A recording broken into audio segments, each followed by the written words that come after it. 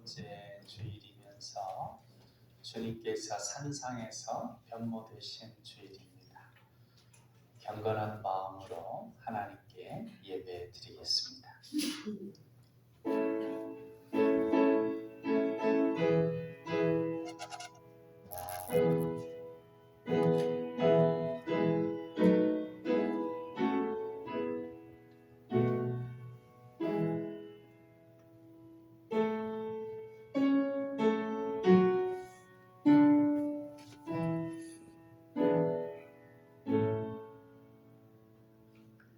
엿새 후에 예수께서 베드로와 야고보와 그 형제 요한을 데리시고 따로 높은 산에 올라가셨더니 그들 앞에서 변형되사 그 얼굴이 해같이 빛나며 옷이 빛과 같이 희어졌더라.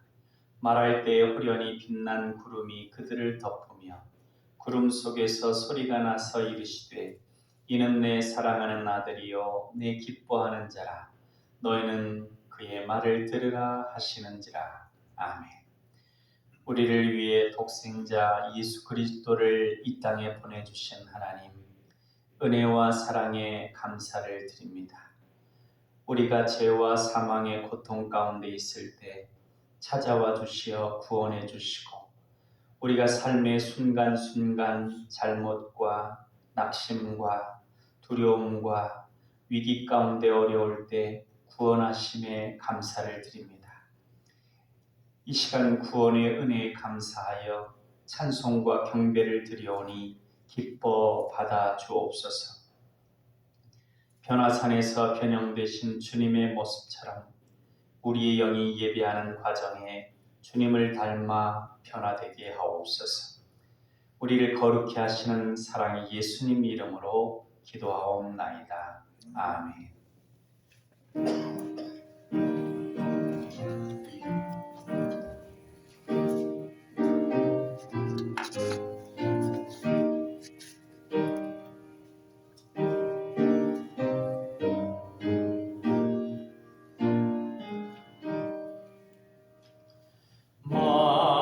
만유의 주제 존귀하신 예수 사람이 되신 하나님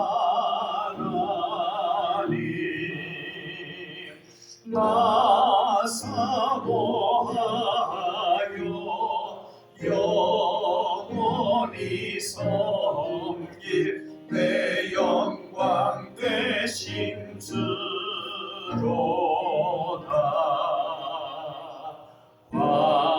화려한 동산 무성한 저수목 아름답고 묘하나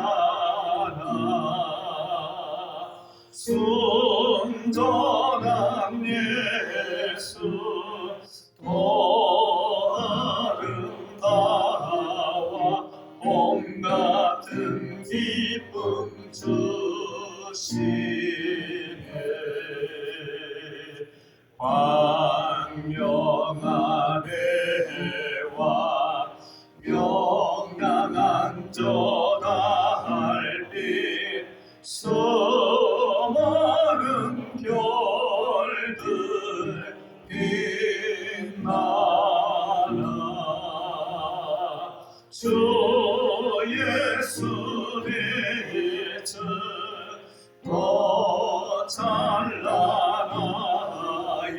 참 비교할 수 없도다.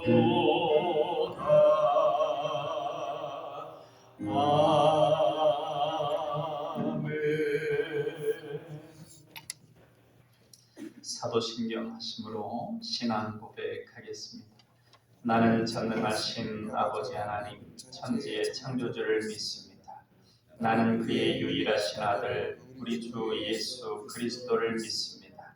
그는 성령으로 잉태되어 동정녀 마리아에게서 나시고 본디오 빌라도에게 고난을 받아 십자가에 못 박혀 죽으시고 장사된 지 사흘 만에 죽은 자 가운데서 다시 살아나셨으며 하늘에 오르시어 전능하신 아버지 하나님 우편에 앉아 계시다가 거기로부터 살아있는 자와 죽은 자를 심판하러 오십니다. 나는 성령을 믿으며 거룩한 공교회와 성도의 교제와 죄를 용서받는 것과 몸의 부활과 영생을 믿습니다. 아멘. 성시 낭독은 시편 50편 1절로 6절까지 말씀입니다. 시편 50편 1절로 6절까지 말씀 같이 받들어 읽겠습니다. 전능하신 이 여호와 하나님께서 말씀하사 해돋는 데서부터 지는 데까지 세상을 부르셨도다. 온전히 아름다운 시온에서 하나님이 빛을 비추셨도다. 우리 하나님이 오사 잠잠하지 아니하시니 그 앞에는 삼키는 불이 있고 그 사방에는 광풍이 불리로다. 하나님이 자기의 백성을 판결하시려고 위 하늘과 아래 땅에 선포하여 이르시되 나의 성도들을 내 앞에 모으라. 그들은 제사로 나와 언약한 이들이니라 하시도다. 하늘이 그의 공의를 선포하리니 하나님 그는 심판장이심이로다. 아멘. 우리 비전 선언을 같이 하시겠습니다. 우리는 하나님의 사랑받는 자녀요 왕같은 제사장이다. 우리는 능력 주시는 주 예수님 안에서 모든 것을 할 수 있다. 우리는 우리의 꿈을 이름으로 하나님 나라를 확장하고 하나님의 뜻을 이루어드리며 하나님께 영광 돌리는 삶을 산다. 우리는 믿음의 성숙과 사랑의 섬김과 복음 전도를 통하여 우리의 하나님 자녀다운 명예를 드높이길 원하시는 아버지 하나님과 영원토록 함께하며 즐거워한다. 아멘.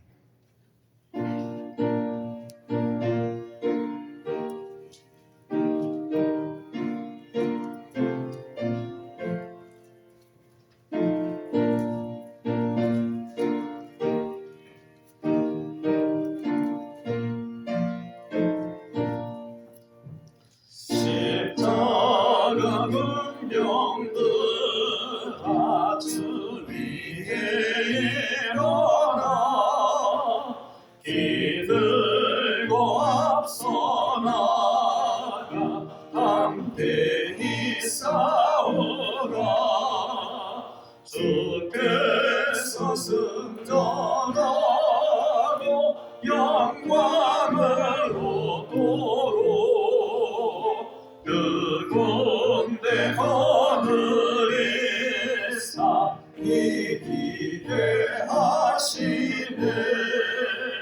십자가 군병들아 주 위에 일어나 그 나팔 소리 듣고 곧 나가 싸우라.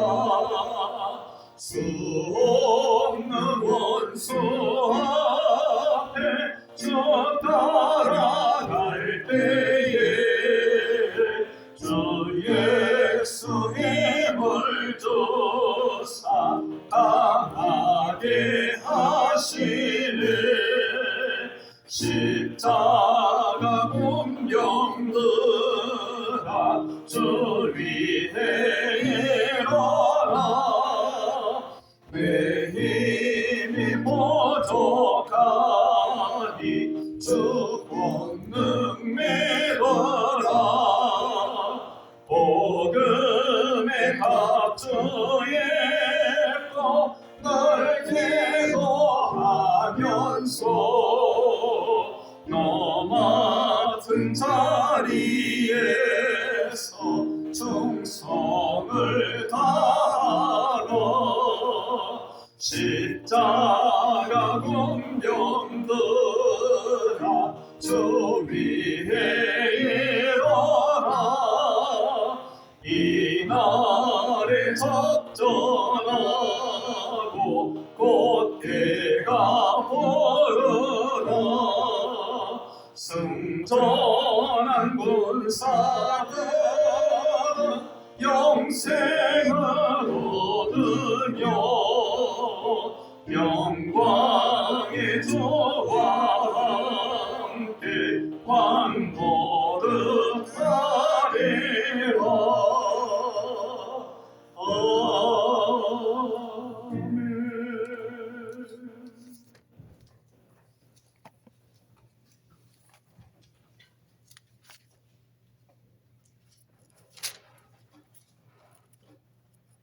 사랑의 주님, 오늘 하루도 주님의 놀라우신 사랑으로 우리들을 품어주시고 복된 죄를 허락하여 이 시간 주님 전에 나와 예배드리게 하심을 감사드립니다.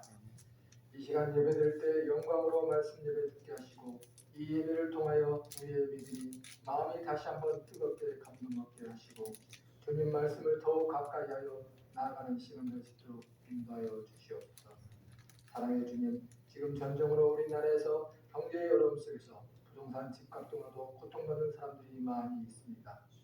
이 어려움으로 고통받고 힘들어하는 사람들을 위로하여 주시고 하루빨리 전쟁에서 벗어나 경제가 안정이 될 수 있도록 은혜 베풀어 주옵소서. 주님, 교회를 위해 기도합니다. 올 한 해의 목표를 세우고 주님 앞에 다짐하고 목표한 모든 계획들이 마지못이 발전시켜 나가는 교회 되게 하시고 교회에서 주관하는 모든 일정들이 주님 은혜 가운데서 아름답게 이루어 성취하는 한 해 되게 하옵소서. 이 시간 성도님 가정을 위해 기도합니다. 주님이 주신 말씀과 은혜가 각 가정마다 충만케 하시고 주님 말씀으로 영광을 드러낼 수 있는 복된 믿음의 가정이 되게 하옵시고 육신의 안목과 아리한 말을 추구하는 가정들이 되지 말게 하시고 영적인 복을 강구하며 기도의 복된 가정이 되게 하옵소서. 오늘 귀한 말씀 주시는 목사님에게 은혜의 축복을 허락하시어 강건하게 하시고 말씀을 선포하실 때마다 성령의 역사가 일어나게 하시고 말씀을 듣는 저희들 은혜로 채워주시고 어렵고 힘든 문제를 가지고 나온 저희들 말씀으로 응답받고 질병으로 고통받는 저희들 치유받고 돌아가는 귀한 시간 되게 하옵소서. 이 모든 말씀 사랑이 많으신 주 예수 그리스도 이름으로 기도합니다. 아멘.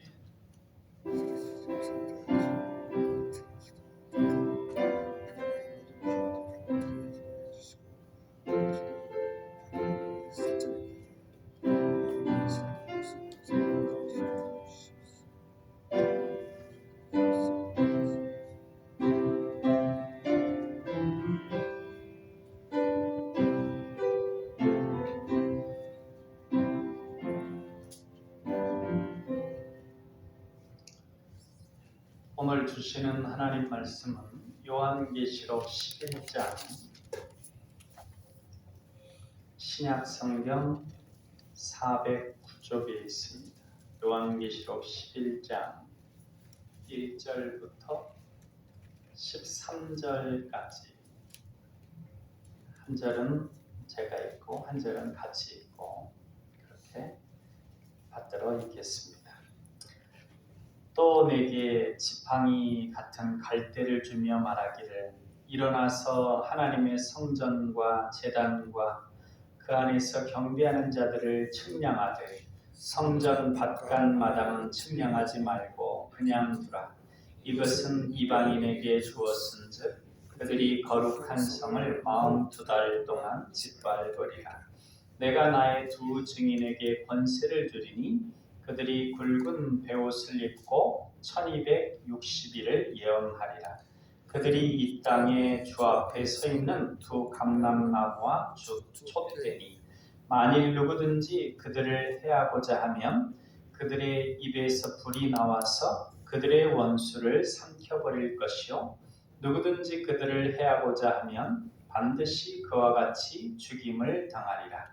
그들이 권능을 가지고 하늘을 닫아 그 예언을 하는 날 동안 비가 오지 못하게 하고 또 권능을 가지고 물을 피로 변하게 하고 아무 때든지 원하는 대로 여러 가지 재앙으로 땅을 치리로다. 그들이 그 증언을 마칠 때에 무적행으로부터 올라오는 짐승이 그들과 더불어 전쟁을 일으켜 그들을 이기고 그들을 죽일 터인즉 그들의 시체가 큰 성길에 있으리니 그 성은 영적으로 하면 소돔이라고도 하고 애굽이라고도 하니 곧 그들의 주께서 십자가에 못 박히신 곳이라. 백성들과 족속과 방언과 나라 중에서 사람들이 그 시체를 사흘 반 동안을 보며 무덤에 장사하지 못하게 하리로다. 이 두 선지자가 땅에 사는 자들을 괴롭게 한 고로 땅에 사는 자들이 그들의 죽음을 즐거워하고 기뻐하여 서로 예물을 보내리라 하더라. 3일 반 후에 하나님께로부터 생기가 그들 속에 들어가매 그들이 발로 일어서니 구경하는 자들이 크게 두려워하더라. 하늘로부터 큰 음성이 있어 이리로 올라오라 함을 그들이 듣고 구름을 타고 하늘로 올라가니 그들의 원수들도 구경하더라. 같이 읽습니다. 그때 큰 지진이 나서 성 10분의 1이 무너지고 지진에 죽은 사람이 7천이라. 그 남은 자들이 두려워하여 영광을 하늘의 하나님께 돌리더라. 아멘. 이번 주 수요일, 돌아오는 수요일을 제수요일이라고 합니다. 그래서 이제 그날부터 부활주일 전날까지 사순절입니다. 예수님의 우리를 위한 고난, 십자가, 죽으심을 우리가 기념하고 또 기억하고 또 더욱더 경건하게 지내는 그 기간인데, 오늘 본문은 증인의 고난, 또 고난의 최종점으로서의 죽음과 이후의 부활에 대해서 말씀하고 있습니다. 이 증인의 삶을 보면 우리의 예수 그리스도를 믿고 이제 믿음 생활하는 것은 다른 한편으로 보면 신앙 생활이요, 또 증인의 생활이요, 사랑의 생활. 그러니까 여러 가지로 표현할 수 있는데 증인의 삶으로 또 표현할 수 있습니다. 그 증인의 삶을 사는 우리에게 귀한 깨달음을 줍니다. 그 첫 번째가 뭐냐면 증인의 죽음이 최고의 승리요 선교라는 것입니다. 7절 말씀을 다시 한번 읽어보겠습니다. 그들이 그 증언을 마칠 때 무정에게로부터 올라오는 짐승이 그들과 더불어 전쟁을 일으켜 그들을 이기고 그들을 죽일 터인즉. 증인이 복음을 증거하다가 죽으면 실패한 것이고 끝난 것이라 생각할 수 있습니다. 그렇게 생각하기가 쉬운데 그렇지 않습니다. 예수님의 십자가, 예수님을 보더라도 알 수 있듯이 증인의 죽음은 그 자체로 놀라운 역사를 일으킵니다. 창끝이라고 하는 영화로 제작되기도 했던 그 실화 그 내용처럼 젊은 청년 5명이 에콰도르의 와오다니족을 전도하러 갔는데, 전도하러 갔다가 그 5명이 그날 그 창에 찔려가지고 다 죽임을 당합니다. 그래서 신문들이 그걸 선교사 대학살 뭐 이렇게도 표현하고, 이 얼마나 헛된 낭비인가 뭐 이런 식으로 표현하기도 하고 뭐 그렇게 했는데, 뭐 세상 사람들 보기에는 헛된 낭비요 실패로 보여집니다. 그러나 그들의 죽음은 나중에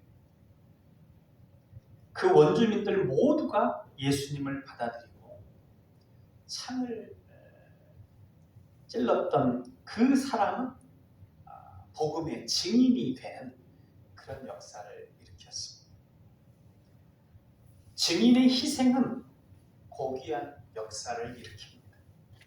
그래서 선교는 증인의 피를 통하여 일어난다, 이런 이야기까지 있습니다. 증인의 삶에 있어서 희생하고 고난당하는 것이 실패가 아니고 반드시 귀한 역사를 일으킨다고 하는 것, 우리가 꼭 기억해야 합니다. 두 번째로는 소돔성의 십자가가 섭니다. 8절 말씀 읽어보겠습니다. 그들의 시체가 큰 성 길에 있으리니 그 성은 영적으로 하면 소돔이라고도 하고 애굽이라고도 하니 곧 그들의 주께서 십자가에 못 박히신 곳이라. 참 비밀된 것들이 많은데요. 소돔성은 죄악의 성입니다. 그러나 그렇게 죄악이 관영한 곳에 놀라운 은혜의 역사가 일어납니다. 십자가가 서게 되고 그 십자가를 통해서 수많은 사람들이 구원을 얻게 됩니다. 예수님 당시에 예수님이 사셨던 갈릴리는 멸시의 땅이었습니다.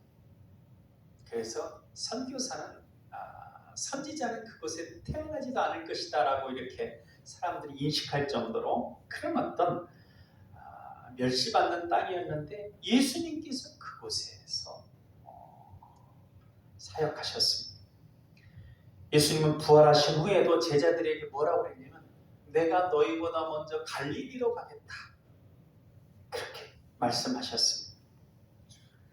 갈릴리에서 나를 만날 것이야, 이렇게 말씀하셨습니다. 고난의 땅이, 갈릴리 한마디로 그 유대인들에게는 고난으로 점철된 땅인데 그 고난의 땅이 수많은 사람을 구원하는 구원의 땅이 되는 것입니다.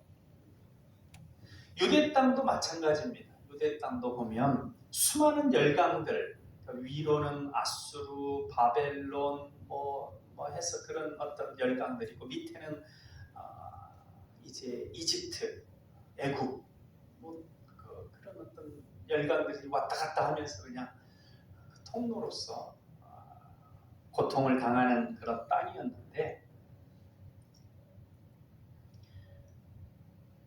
그 고난의 땅에 예수님께서 오셨습니다. 예수님을 통하여 온 인류의 구원이 임했습니다.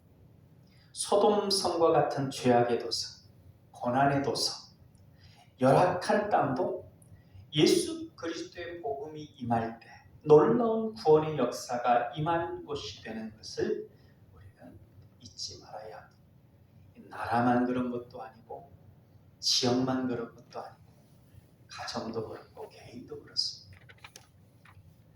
세 번째로 주님을 위한 고난과 죽음에 반드시 부활이 있다는 것입니다.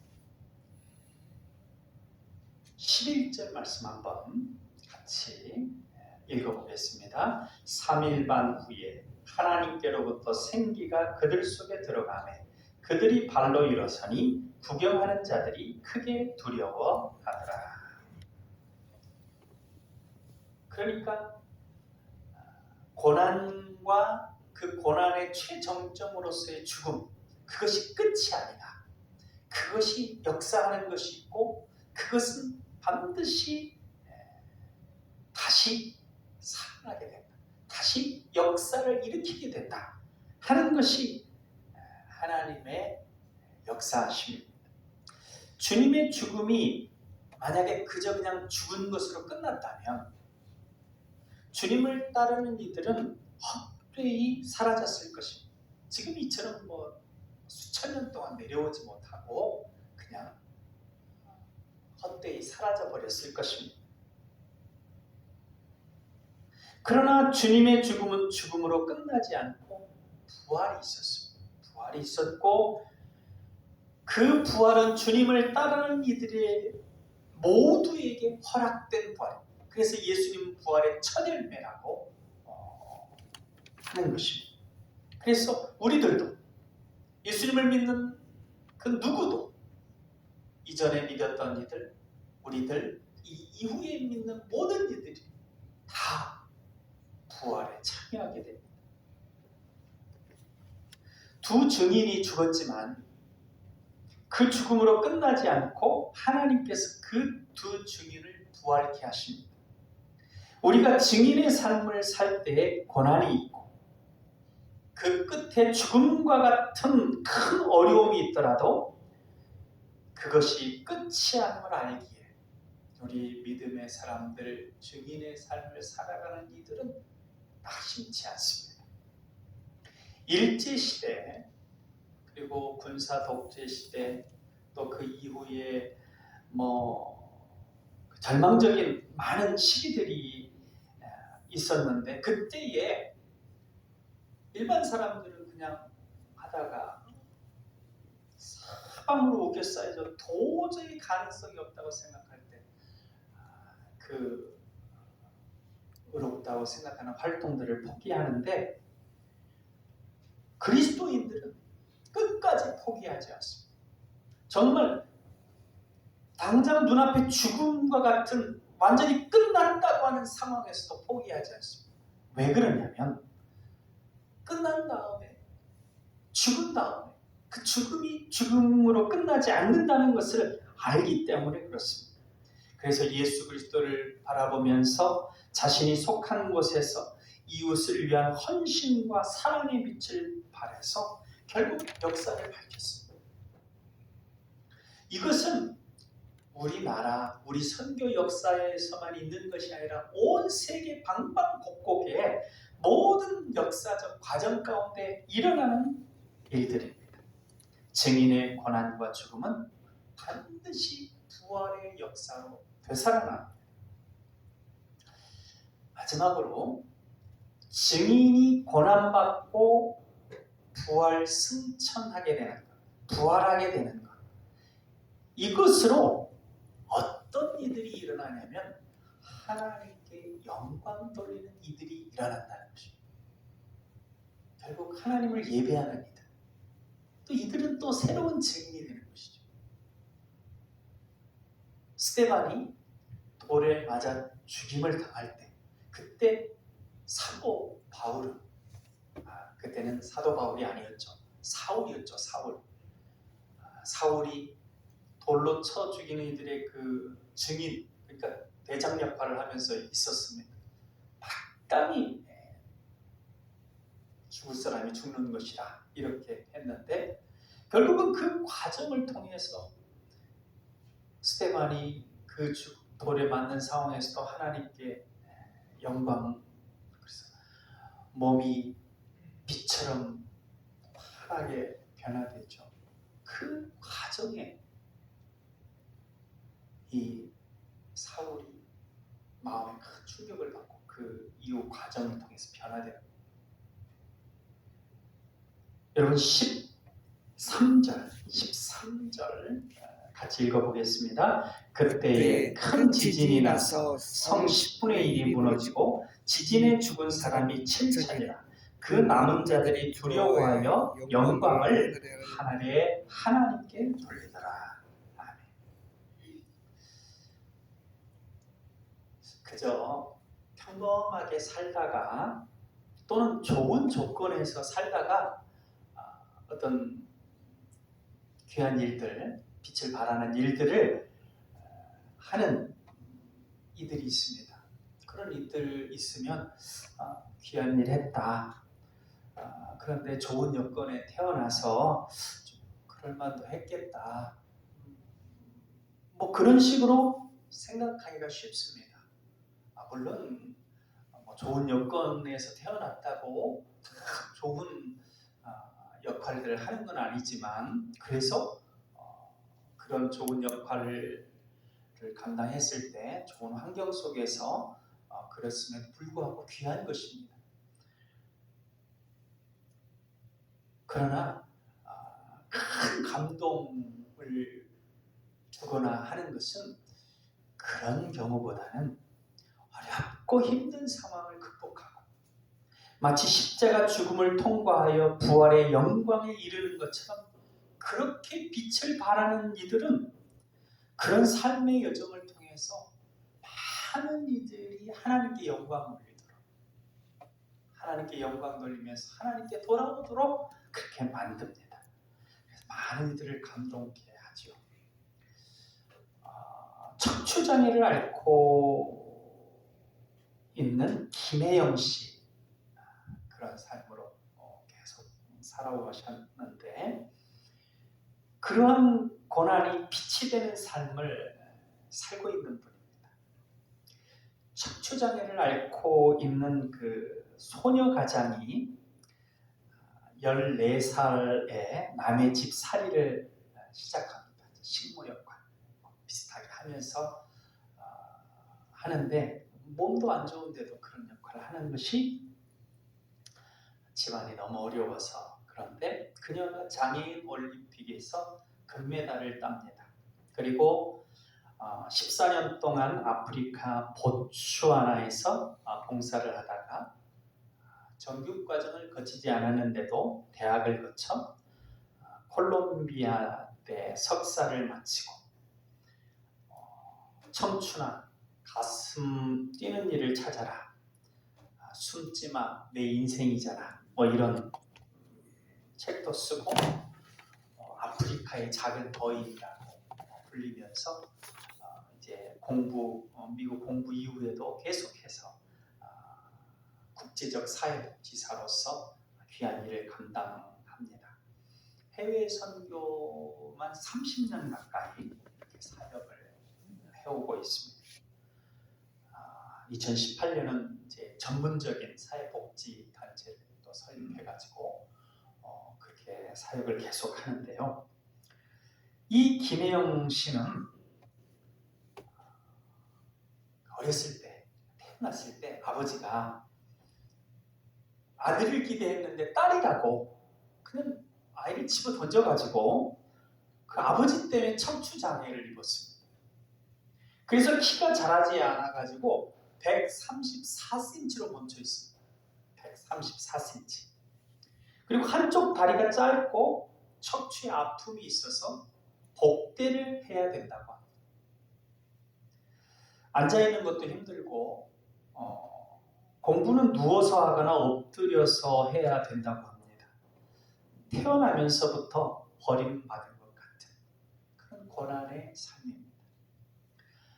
아버지는 고물상을 했는데 어렸을 때 자살을 했습니다. 그러니까 김혜영 씨가 어렸을 때 자살을 했고요. 어머니는 정신질환을 앓고 있습니다. 그러니까 부모가 차라리 안 계시는 것이 더 나은 상황일 정도인데 동생이 넷이나 되었습니다. 그래서 동생을 돌봐야 하는 몫이 맏딸인 그녀에게 돌아와서 14살에 나무 집살이를 시작한 것입니다. 그렇게 남의 집살이를 하다가 기능을 배워야 되겠다는 생각을 하던 차에 무료로 가르쳐 준다고 해서 직업훈련소에 가서 기계 편물을 배웠습니다. 그녀는 뭘 배우는 것도 살기 위해서 배웠다고 합니다. 그때 배우는 것을 열심히 해가지고 장애인 기능 올림픽 1등을 하게도 되었습니다. 그래서 그 시절에 예수님을 믿었는데 아무도 자기에게 관심을 가져주지 않고 구박하고 때리고 그랬는데도 그런 자기에게 관심을 가져주는 그 사람이 고마워가지고 그를 따라서 교회를 다녔다고 합니다. 그러니까 우리가 주님의 사랑을 생각하면서 사랑을 베푸는 것이 바로 증인의 삶이고 복음의 씨를 뿌리는 거죠. 그는 그렇게 해서 신앙생활을 하게 된 겁니다. 그러다가 이제 거창고등학교에 거창고등학교 직업선택 10계명이 있거든요. 그 직업선택 10계명의 영향을 받아가지고 직업을 선택하는데 어떤 내용들이 영향을 받았냐면 아무도 선택하지 않는 것을 선택하라. 변방으로 가라. 내가 원하는 데가 아니라 나를 필요로 하는 곳을 택하라. 뭐 이런 내용들이 이제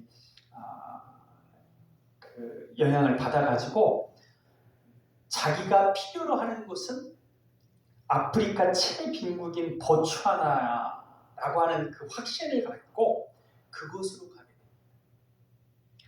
자타가 공인하는 이제 올림픽 1등도 하고 금메달도 따고 그래가지고 이제 최고 기계 편물 기능이니까 마음만 먹으면 이제 그때는 좀 월급 많이 주는 좋은 직장에 갈 수도 있었습니다. 그렇지만 그녀는 보츠와나를 선택합니다.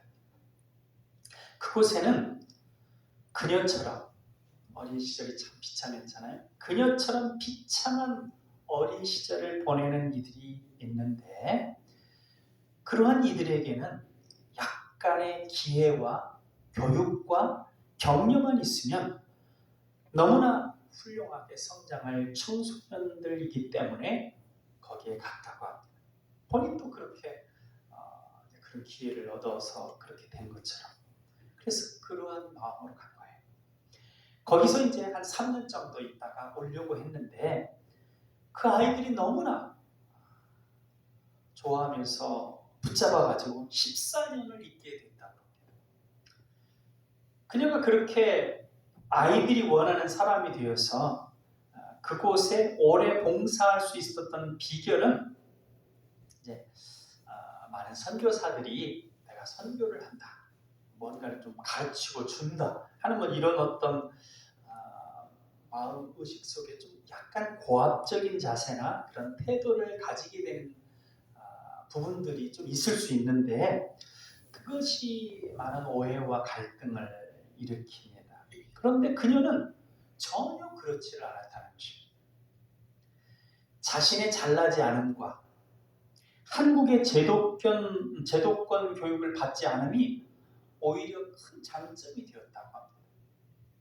자신은 한 번도 거기 있는 아주 최빈국의 가난한 나라지만 그 사람들보다 옳다고 뛰어나다고 생각해 본 적이 없고 키도 작으니까 받아들이는 이들도 격이 없이 그냥 그렇게 받아들였다는 것입니다. 그녀는 항상 주인공은 원주민이다. 그리고 자기 자신은 그저 그림자처럼 그렇게 생각하면서 살았더니 아무것도 하지 않았는데 본인은 뭐 아무것도 하지 않았는데 직업학교가 너무 잘 돌아가서 14년이나 있을 수 있었다. 그렇게 얘기를 합니다. 그러면서 이것은 다 그녀의 부족한 조건들이 오히려 장점이 되어주는 것이었다. 이렇게 얘기를 합니다. 그곳이 의식주도 힘들고 그러니까 강도들도 많고 강도도 보통 강도가 아니라 권총 강도들이 많아가지고 죽어나가는 사람들이 수없이 많은데 어떻게 14년이나 견뎠냐고 기자가 물으니까 저는요 키도 작고 얼굴도 못생기고 보잘것없으니까 아무도 안 건들더라고요. 그렇게 답변을 했답니다. 어린 시절부터 온갖 힘든 일을 다 겪은 것이 그녀가 험한 곳에서 생존하며 빛을 발할 수 있는 힘이 되었다고 합니다. 그렇게 이제 그곳에서 14년을 지나고 공부를 좀 더 하고 싶다는 생각이 있어서 미국의 나약 대학에 갔다고 합니다. 어떻게 그럼 미국에 가게 됐느냐? 이 보츠와나가 아주 최빈국이긴 하지만 영어권이라서 영어를 14년 동안 있다 보니까 영어를 익히게 돼가지고 그렇게 됐다는 거예요. 그래서 2009년도에 미국 콜롬비아 대학교 국제사회복지대학원에 입학을 합니다. 그 과정을 거쳐가지고 주인집 아이들이 뭐 자기는 집안일하고 막 이렇게 하는데 학교 가는 걸 창문 너머로 보면서 눈물을 흘리던 그 아이가 국제사회를 무대로 뛰는 국제사회복지사가 되었습니다. 콜롬비아 대학교의 모이라 커튼 교수가 추천사에서 그녀는 장애를 부정적인 방식으로 정의하지 않고 많은 사람에게 공감을 불러일으키는 의미 있는 인생으로 창조해냈다. 이렇게 말했습니다. 정규 과정을 하지 않았는데 어떻게 그렇게 공부를 했습니까? 이렇게 기자가 물으니까 공부에 필요한 것이 집중과 반복인데 그러한 것은 자신이 이미 기계 편물할 때 다 배웠다. 그렇게 말했습니다. 하나님께서 자신의 온몸에 장애를 주셨는데 오직 손으로 하는 것에는 힘을 주셨다. 그렇게 말합니다. 물론 그 전에 이런 말도 합니다. 매일 포기하고 싶었습니다. 하지만 내가 죽고 없어져도 세상은 그냥 돌아가지 않는가. 내가 죽더라도 아무런 변화도 없는데 죽더라도 오늘까지만 살고 죽자. 뭐 이런 식으로 지내는 경우도 많이 있었고요. 그런 과정들을 거쳤는데 그런 힘든 과정들이 오히려 그녀에게 큰 보석과 같은 것이었다고 이렇게 고백을 합니다. 내 공부는 나를 위한 것이 아니다. 가난한 나라의 어린이들, 청소년들에게 나를 선물로 보내려는 하나님의 뜻이다. 이런 이제 마음을 갖게 됐는데 공부는 뭐 4.0 만점에 3.8 유지할 정도로 했는데 제일 힘든 것이 무엇이겠습니까? 등록금 마련하는 거죠.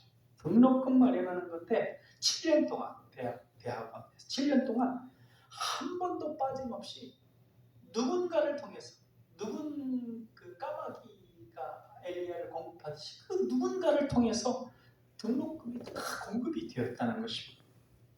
고난의 삶에 영광이 깃들이는 것이죠. 그래서 이제 그냥 이런 내 공부를 나를 위한 것이 아니다. 가난한 나라의 어린이들, 청소년들에게 나를 선물로 보내려는 하나님의 뜻이다. 이런 마음을 갖게 된 것이죠. 그런 그녀가 가난과 고생은 좀 지나면서 다 견딜 수 있었는데 오랜 시절, 오랜 기간 동안 마음을 힘들게 했던 것이 엄마가 자기를 미워했던 것. 그건 견딜 수가 없었다고 합니다. 정신줄한 엄마가 우리 집이 불행해진 건 다 너 때문이야. 그러면서 맨날 때리고 구박을 했는데 친엄마라면 어떻게 이럴 수 있을까 하면서 속상해했다는 거죠. 그런데 24살 때 교회 다니면서 정신질환 엄마가 자신을 핍박한 것이 장애인 딸을 구하려고 했던 것임을 알게 되었다고 합니다. 주변의 어른들이 정신질환이 있는 엄마에게 이 큰아이가 키도 안 자라고 척추도 안 좋고 아버지도 없으니까 그 아이를 그냥 내다 버리라고 그랬는데 일부러 막 구박을 해가지고 이제 좀 부족한 정신 부분 속에서 그런 것일 수도 있지만 아무튼 그 딴에는 막 구박을 해서 불쌍해서 버리지 못하게 그렇게 했다는 것입니다. 어느 해인가 편물 기술자가 되어가지고 직장 생활을 하다가 어머니에게 갔는데 어머니가 접시에 계속 음식을 바꾸어서 가져오는데 그러지 말라고 해도 계속 하기를 저녁 8시까지 실랑이를 하다가 마침내 어머니의 큰 사랑을 깨닫고 2시간 동안 울고 나니까 부침개가 너무 맛있었다고. 그러니까 마음의 그 응어리가 풀려진 것이죠. 어머니의 사랑을 깨닫는데 24년이 걸렸다 이렇게 말합니다. 그러면서 앞으로 자기가 살면서 만나는 사람들이 나를 다 몰라준다고 해도 이렇게 기다려야겠구나. 원망하지 말아야겠구나. 이렇게 깨달았다고 합니다. 나의 친엄마도 나를 때리고 구박했는데 그것이 어쩔 수 없는 삶의 방식이었다는 것을 알고 나니 그런 깨달음을 얻었다는 것입니다. 기자가 당신을 움직이는 초인적인 힘은 무엇이냐 이렇게 물으니까 엄마에게 매맞고 자란 기억과 아빠의 죽음이 내겐 다이아몬드입니다. 거기에 빛을 지고 살고 있습니다. 행복한 것은 그냥 지나가지만 아픔과 상처는 그 자리에 남아 반짝반짝 빛을 냈습니다.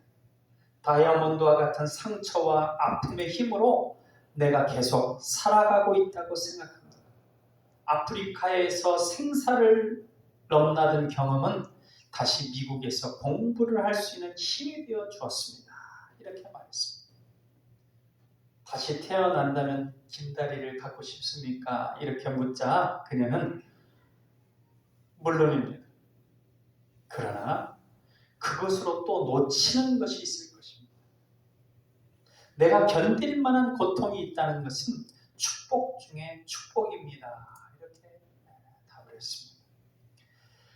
이 김혜영 씨는 고난 중에 고난의 삶을 살았습니다. 그러나 그녀의 고난은 그저 죽어 없어지는 것이 아니었습니다.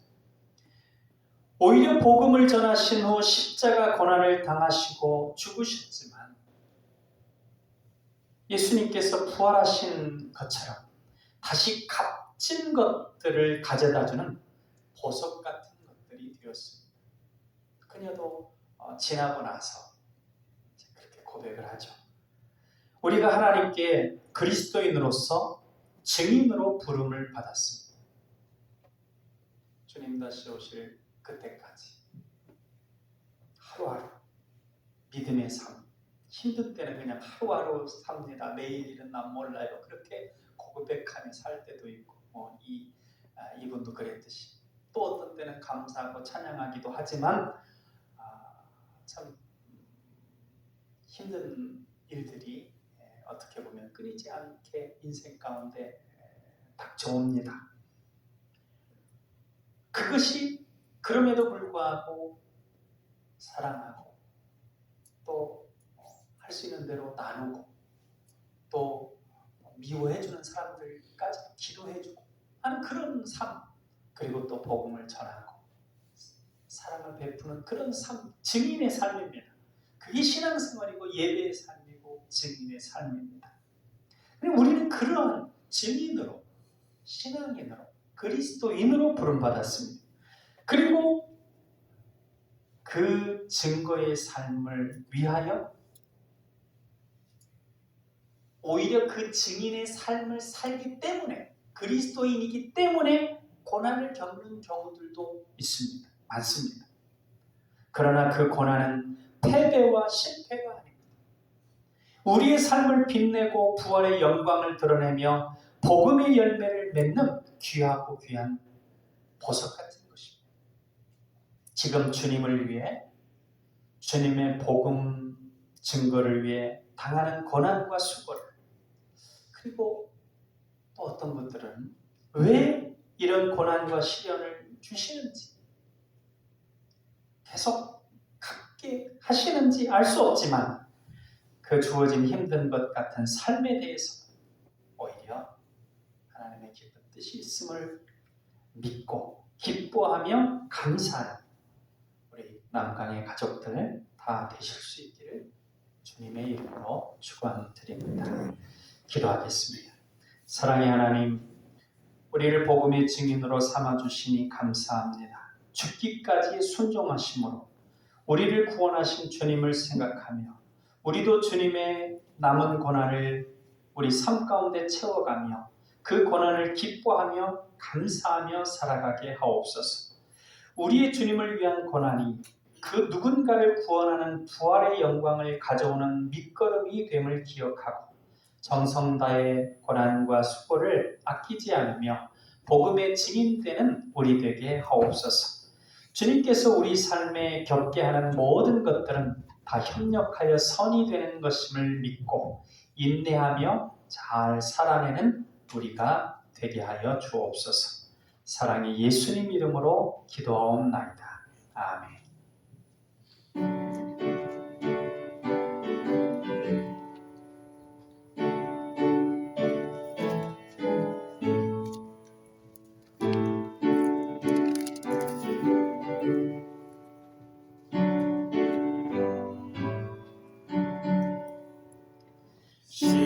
십자가 분명되어서 예수를 따를 때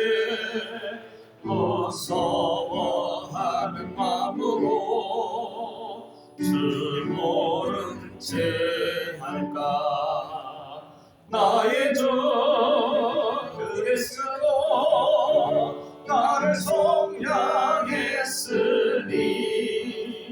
나 십자가를 벗으는 저멸류 관쓰리 무성도 피를 흘리며 큰 싸움 하는데 나 어찌 편히 누워서 상 받기 바랄까 나의 주 그리스도 나를 속량했으니 나 십자가를 벗으는 저멸류 관쓰리 이제야 많은 세상에 수많은 원수들 날 유혹하고 했지나 내 주만 따르리 나의 주 그리스도 나를 속량했으니 나 십자가를 벗으는 저멸류 관쓰리 나 멸류관을 쓰려고 맞춰 싸울 때 주에게 용기 주시사 이기게 하시네 나의 주 그리스도 나를 속량했으니 나 십자가를 벗으는 저멸류 관쓰리 승리의 그날 이르러 십자가 금령들 대가를 불러 영광을 주님께 돌리니 나의 주 그리스도 나를 속량했으니 나 십자가를 벗으는 저멸류 관쓰리 교회 소식을 안내해드립니다. 이번 주 수요일인 2월 22일부터 부활주일 전까지인 4월 8일까지는 사순절 기간입니다. 주님께서 우리를 위해 십자가 고난을 겪으신 것을 기억하여 경건히 절제하며 주님의 사랑을 본받아 사랑을 베푸는 데 힘쓰는 기간이 되시길 바랍니다. 2023년 1학기를 시작하기 앞서 교회 내외로 사학금을 지급합니다. 교회 외로는 기전여자고등학교, 교회 내로는 청소년 대상 김민재 엄예빈 학생, 청년 대상 백유연 청년입니다. 오늘부터 세례 교육이 있습니다. 청소년은 교육관에서 교회학교 성경 공부와 겸해서 진행하고 장년은 무양실에서 있습니다. 세례는 부활주일인 4월 9일에 있습니다. 이상입니다.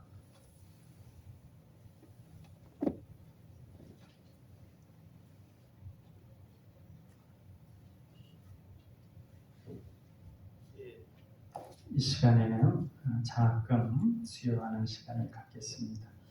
먼저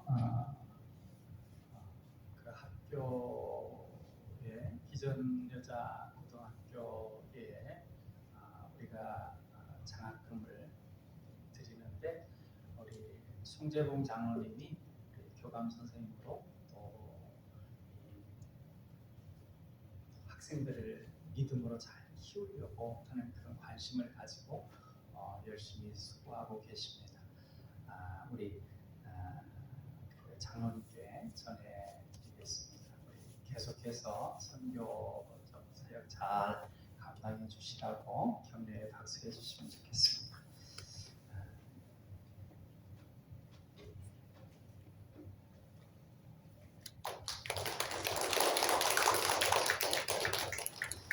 그 다음에 우리 신앙 학생 다 같이 나오면 좋겠어요. 우리 김민재 그리고 엄예빈 예슬이가 대신 나와서 받아줄래요? 그리고 백유현 앞으로 다 나오세요.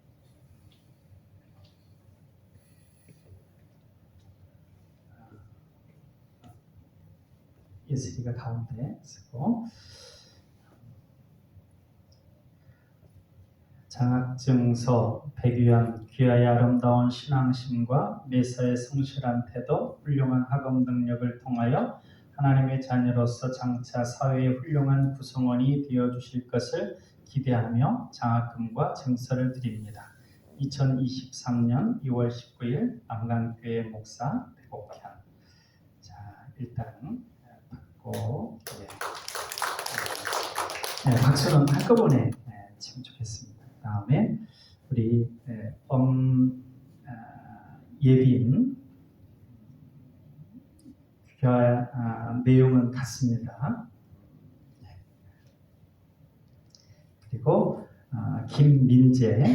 김민재도 내용은 같습니다.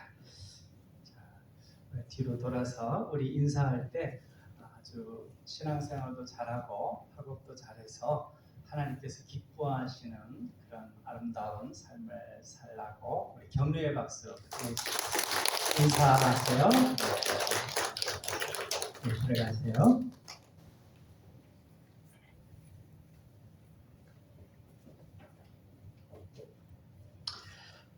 같이 기도하겠습니다. 만군의 여호와가 이르노라 너희의 온전한 11조를 창고에 들여 나의 집에 양식이 있게 하고 그것으로 나를 시험하여 내가 하늘문을 열고 너희에게 복을 쌓을 것이 없도록 붙지 아니하나 보라. 사랑의 하나님, 저에게 귀한 약속을 주시고 또 약속 따라 행할 때 하늘문을 여시고 복을 베풀어 주심에 감사를 드립니다. 저희가 가진 이 모든 것이 주님께로부터 왔으며 그것으로 인하여 이 세상에서 풍요롭게 살 수 있도록 허락하심도 감사를 드립니다. 주님과의 약속을 기억하여 11조 헌금을 드리는 아름다운 손길이 있습니다. 그들의 믿음대로 가정마다 곳간이 마르지 않게 하시고 풍성하게 채워주옵소서. 주님께 드리는 예물 중 감사 예물이 있고 선교 예물, 건축 예물, 주일 헌금 등 귀한 물질의 예물이 있을 뿐 아니라 또한 더불어서 섬김의 예물, 기도의 예물, 전도의 예물이 있사오니 이 모든 것들 하나님 기뻐 받아 주옵소서. 여러 가지 모양으로 드린 이 예물과 드린 가정들을 하나님께서 축복해 주셔서 이 예물이 쓰여질 때 주님의 능력이 나타나게 하시고 또한 드린 손길마다 하나님의 역사가 나타나서 더욱더 주님의 귀한 일들 감당할 수 있도록 지혜와 놀라운 능력으로 함께하여 주옵소서. 교회를 위해서 물질과 기도와 섬김으로 수고하는 충성된 하나님의 백성들 가운데 건강과 또한 여러 가지 신령한 은혜와 이 땅에 기름진 것들로 축복하여 주셔서 행하는 일들이 하나님의 기쁨이 되고 하나님의 귀한 열매로 하나님의 영광이 드러날 수 있도록 은총나려 주옵소서. 또한 오늘 이처럼 귀하게 드린 예물들 모아서 우리가 장학금으로 베풀 수 있도록 돌보아 주시니 감사합니다. 우리 송재봉 장로님 통해서 또한 기존 여고 학생들이 믿음으로 잘할 수 있도록 또 협력하고 지원하고 돕는 귀한 일들 감당하는 데 우리가 쓰임받게 하시니 감사합니다. 하나님께서 지혜를 주시고 믿음을 주시고 능력을 주셔서 우리 기존 여고 많은 학생들이 믿음으로 잘 자라갈 수 있도록 하나님께서 은총 베풀어 주옵소서. 또한 오늘 장학금을 받은 귀한 우리 학생들 하나님 믿음을 더하여 주시고 믿음 생활 또한 학업 위에도 성실하게 잘 감당하여서 하나님의 기쁨이 되는 삶을 살아가고 하나님께 아름답게 영광 올려드리는 복된 삶을 살아갈 수 있도록 인도하여 주옵소서. 아버지 하나님, 참 이 세계 가운데 전쟁의 소식 또한 여러 가지 재난으로 인하여 어려움 당하는 이들 있습니다. 주님의 사랑을 생각하며 우리가 그들을 위하여 기도하고 또한 그들을 위하여 사랑을 베풀 수 있도록 하나님 은총 나려 주옵소서. 이 사순절 기간에 우리가 더욱더 주님의 사랑을 생각하며 우리가 경건하고 절제하며 사랑을 베푸는 삶을 살아갈 수 있도록 인도하여 주옵소서. 사랑의 예수님 이름으로 기도하옵나이다. 아멘.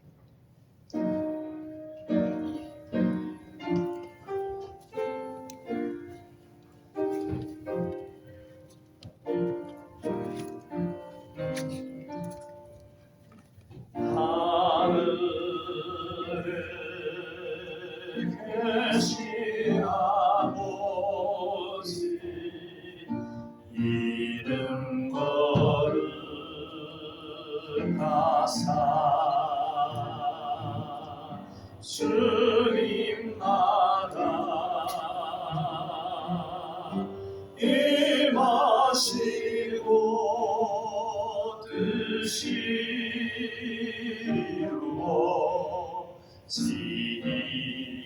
이루어지이다. 일용할 양식 주시고 우리들의 금죄 다 용서하옵시고 또 시험에 들게 마시고 악에서 구원하소서. 대개 주의 나라 주의 권세 주의 영광 영원히 아멘.